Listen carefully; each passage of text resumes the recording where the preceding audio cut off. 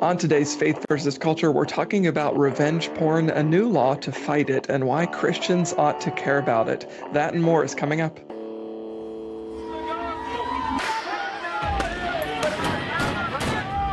have sex before you marry is a bad idea. Don't tell me there's no such thing as gun violence. That just depends on your definition of when life begins. There are problems of sin and habit that cannot be solved outside the person of our Lord Jesus Christ.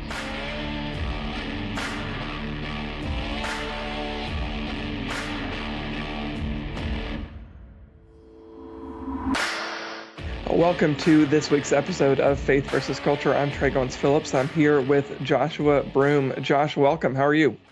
Always great to be hanging out with you, man.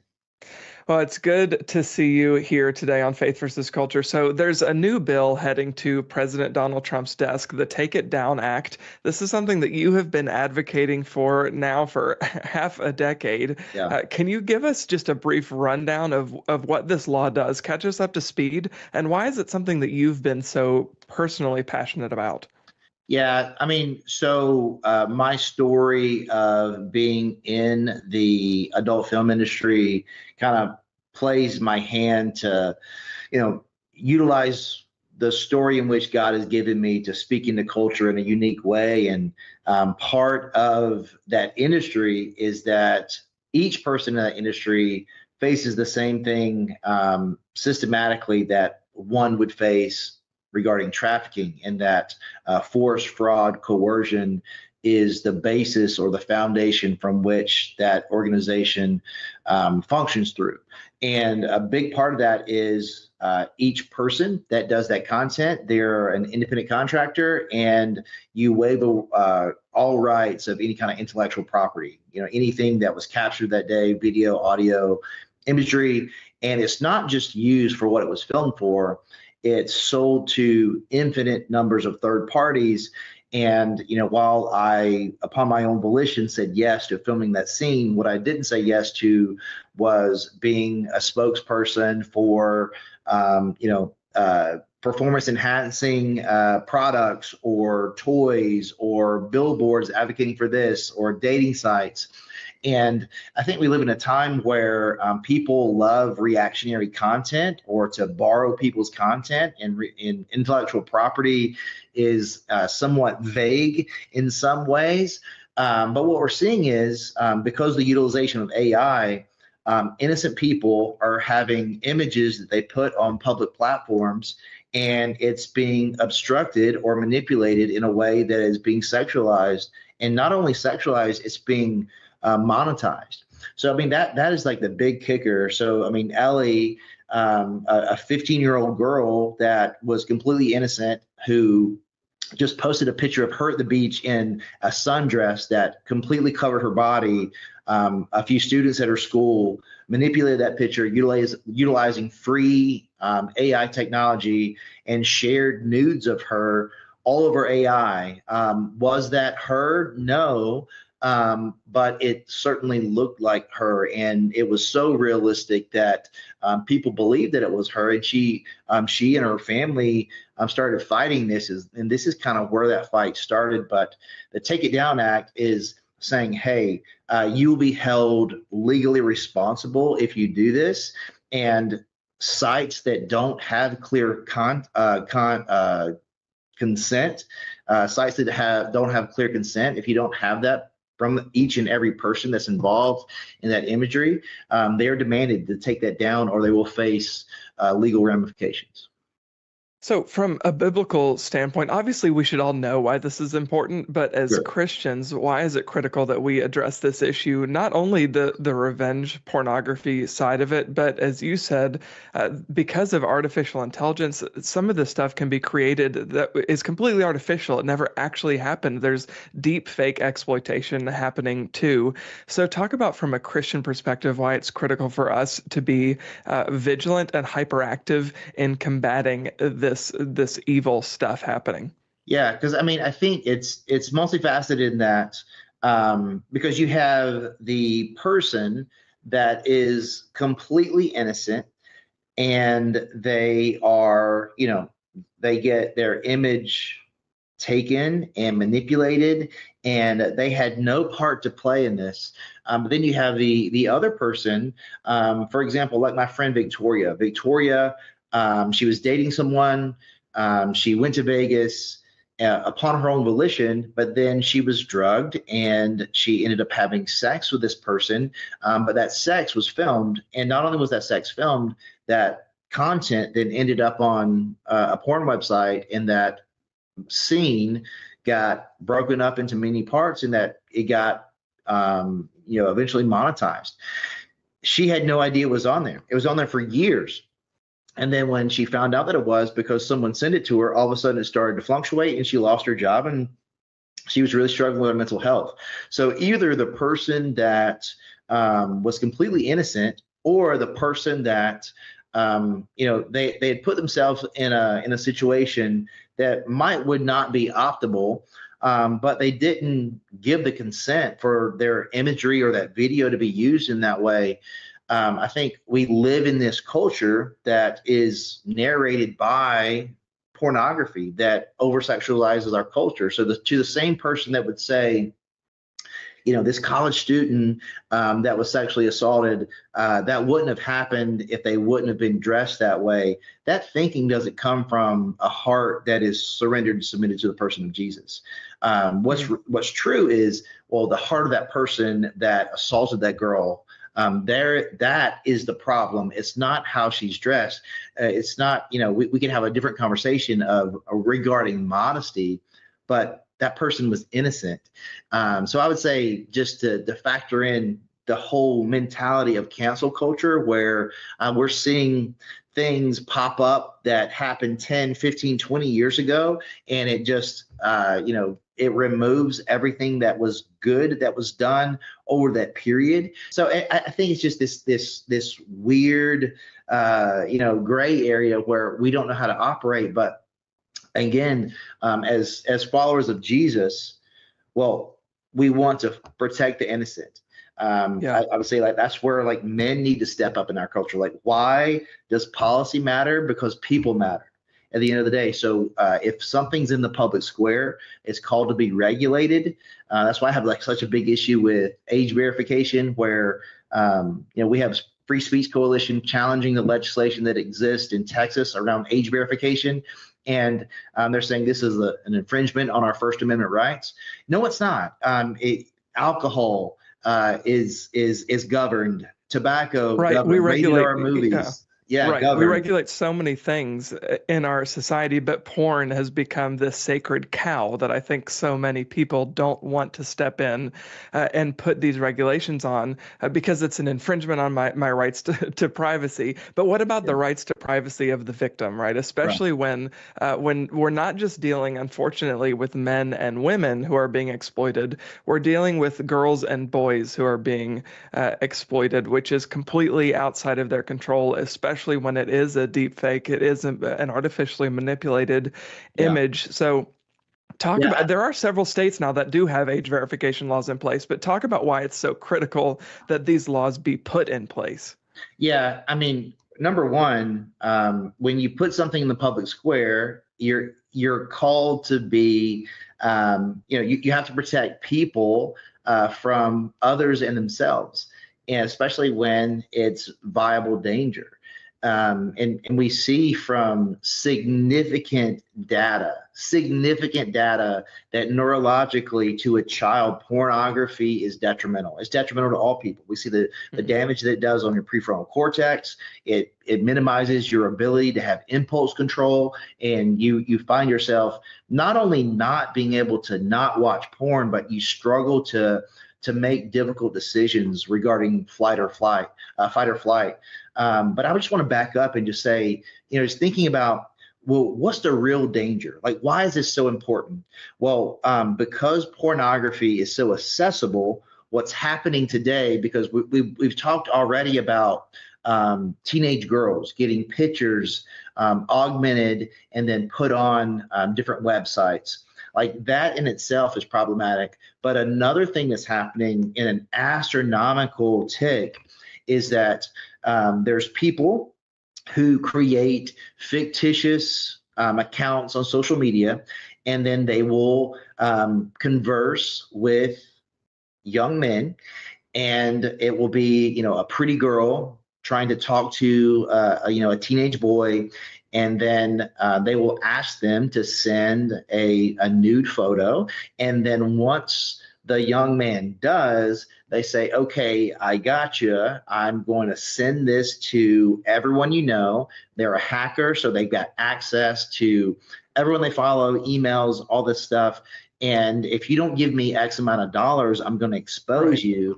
And we are seeing these kids commit suicide at an astronomical rate, and it's in the 80th percentile. It's young men. So the girls are being, their photos are being augmented, and that's problematic. But also for young men, because porn is so prolific and so accessible, there's this thinking, because you don't in your right mind send a nude photo of yourself to someone unless you do not understand sexual ethic.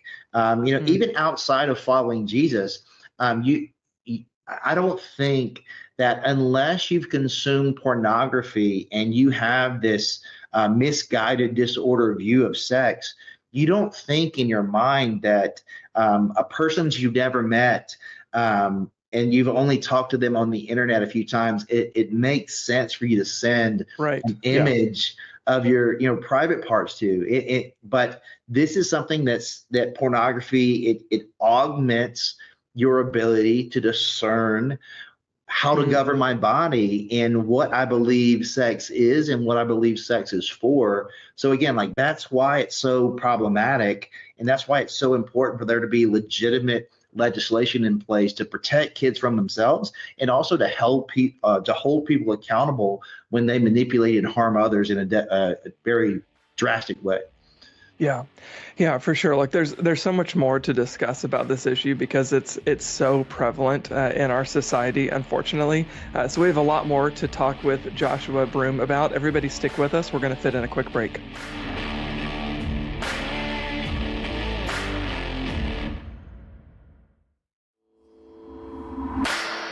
Welcome back to Faith versus Culture here on the CBN News Channel. We're joined by Josh Broome.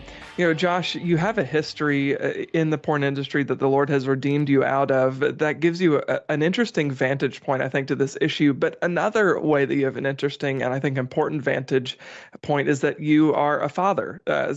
You're starting to see how are my kids going to interact with social media? How are they going to be involved in the internet? And with so many risks out there, I know that there are so many parents who are listening to this conversation or watching this episode, and they're wondering, as a mom, as a dad, how can I step in and guide and protect my kids in this digital world where there are so many threats available to them? Yeah, I mean, we've seen that average age of exposure to pornography has gone from 11 to 8 years old, and it was 11 years old because that was the average age that kids were getting a cell phone. And because of homeschooling and because of the way in which technology is utilized, so most kids are interacting with an iPad, so that barrier to entry regarding their age is gotten even lower. So for us and for everyone out there, we have to know that it's not if, it's when your kids come across some kind of sexualized content. Because I'll put my pastor hat on for a moment. It's like when you're talking about pornography, porneia is a word. So porn comes from porneia. Porneia is a word from the Greek New Testament. It's talking about sexual imagery, where this was etched on walls in Mesopotamia, 1,000 years before Christ was even born.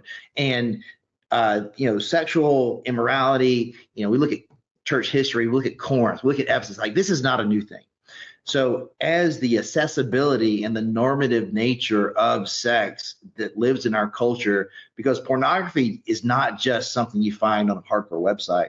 It's on Instagram, it's on Twitter, it's on TikTok, and it's on every show that you would watch on Netflix for the most part. So how can we govern what our kids are watching? Well, number one, we need to know what they're watching. And number two, we need to safeguard them. So Bark is really great technology that you can monitor what your kids watch. It allows you to be notified when there's any language regarding bullying, any kind of self-harm, any of those things. You're notified but like they don't know that you're notified, so you can have a conversation that's not accusatory. You can, ask questions and invite a conversation. That's a much more healthy way to operate. But just know that if you have a smart device in your home, it needs to be locked down. You need to look at the settings. You need to have some kind of software on any kind of computer, phone, iPad, anything they're using, because porn is not something you have to look for because it's looking for you.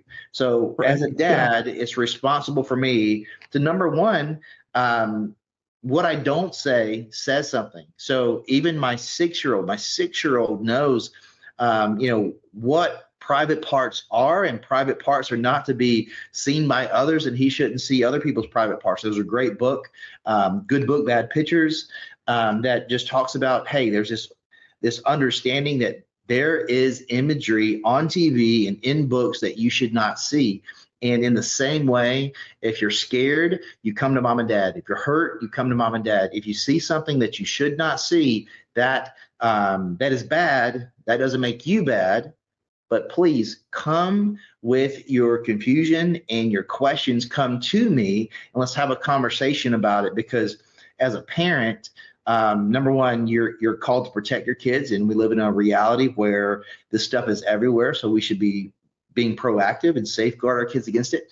And also, we need to tell them that this is in an age appropriate way. We need to tell them, hey, there's stuff that you might see or you might be, showed by a friend or something that is not good. But if you see it, that doesn't mean that you are bad or you are in trouble. But bring those questions and confusions to me, and let's process them together. Because if there's not a precedent set where you're not going to get in trouble if you see this and something's not said, because that is the thing that's most problematic in the church, because there hasn't been we don't talk about it. We're not open to talking about it. And I think that's what's so important too, is that Satan works in half truths, right? So your desire for sexuality and your desire for the opposite sex, or your arousal at something, especially in those formative years as early teen years,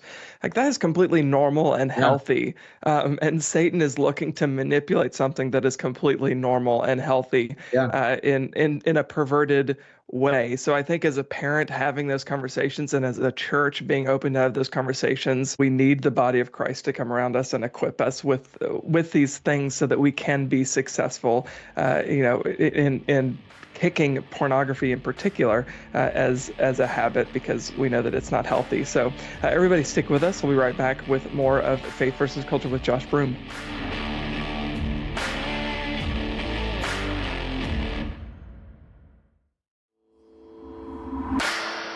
Welcome back to Faith versus Culture here with Josh Broome. Josh, as we're rounding out this conversation on this all important issue that's kind of it's just such a monster issue in our culture. It's hard to kind of wrap it up in just a few minutes. But to kind of close out the conversation, I want to ask you, as somebody who's been where you've been to where you are now and seen the Lord move in your life, how have you seen the providence of God really, really play out and bringing you to this point in your life?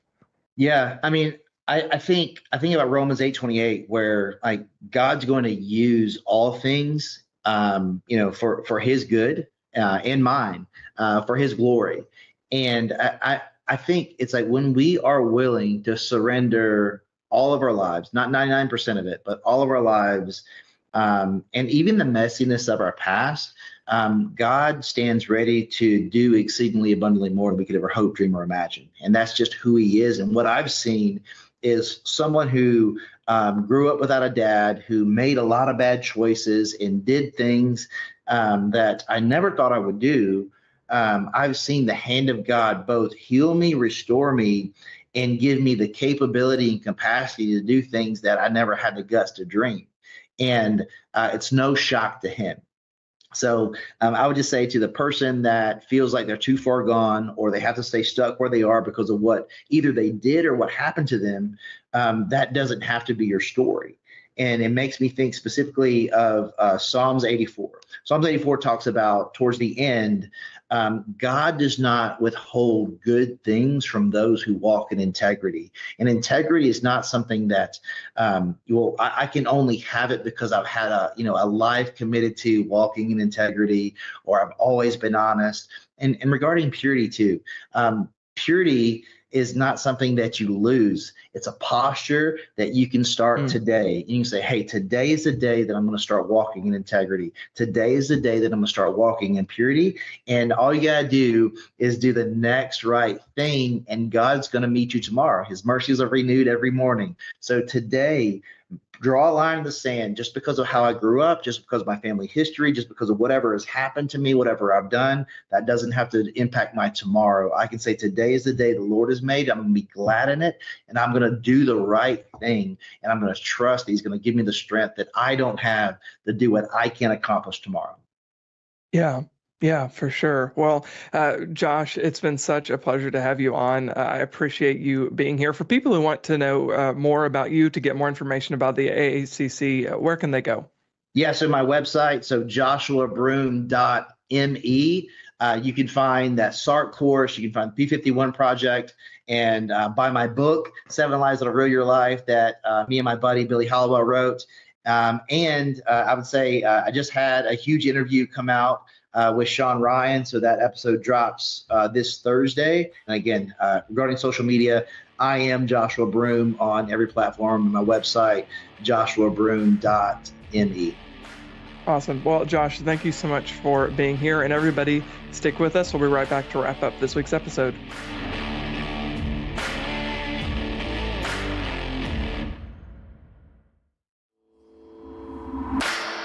Thank you so much for being here today. That's all the time we have for this week's episode. If you want more news from a Christian perspective, check out cbnnews.com, and also subscribe to our Quick Start podcast. It goes out every weekday morning. Again, thanks for being here, and God bless you.